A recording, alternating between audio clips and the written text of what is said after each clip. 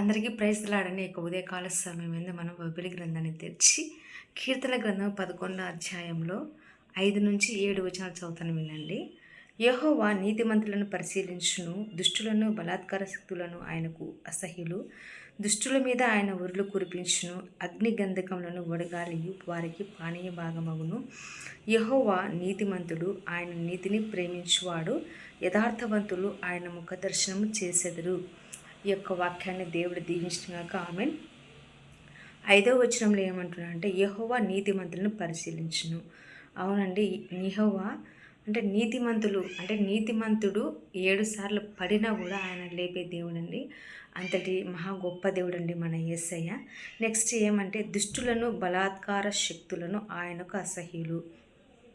దుష్టులంటే ఎవరంటే చెడ్డ పనులు చేసేవారు, ఆయన మాట వినని వారు, ఆయన ఆజ్ఞలను గైకొనని వారు, ఆత్మఫలాలను గైకొనని వారు, వీరు దేవునికి అసహ్యులండి.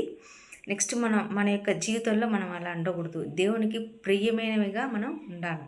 నెక్స్ట్ ఏమంటున్నాడంటే దుష్టుల మీద ఆయన ఉరులు కురిపించును, అగ్ని గంధకములను వడగాలియు వారికి పానీయ భాగములవును.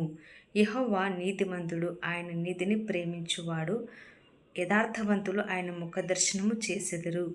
యెహోవా నీతిమంతుడు, మన దేవుడు గొప్ప దేవుడు, పాపం ఎరగని దేవుడు మన దేవుడు.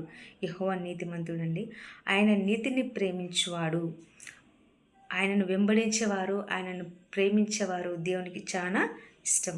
నెక్స్ట్ యథార్థవంతులు ఆయన ముఖదర్శనం చేసెదరు.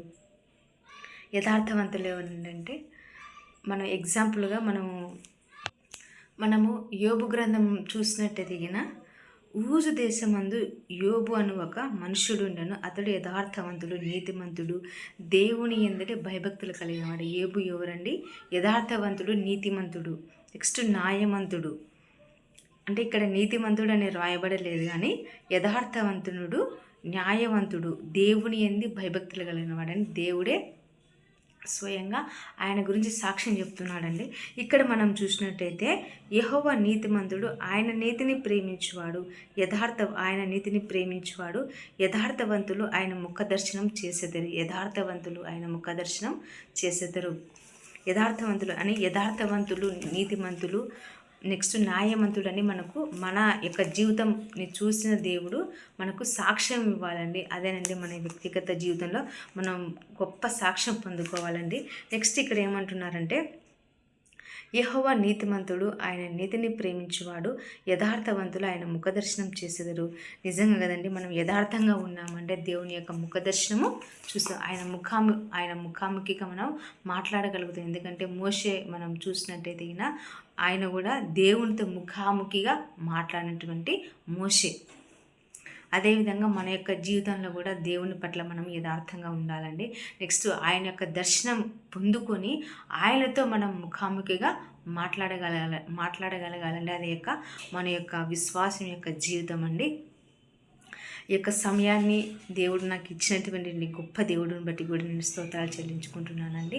నా గురించి కూడా మీ యొక్క వ్యక్తిగత జీవితంలో ప్రతిరోజు నా గురించి కూడా ప్రేయర్ చేయండి. అందుని బట్టి దేవునికి స్తోత్రాలు చెల్లించుకుంటున్నానండి. ఈ యొక్క వాక్యాన్ని దేవుడు దీవించినాక ఆమె అందరికీ ప్రైజ్ లాడండి. హల్లెలూయా.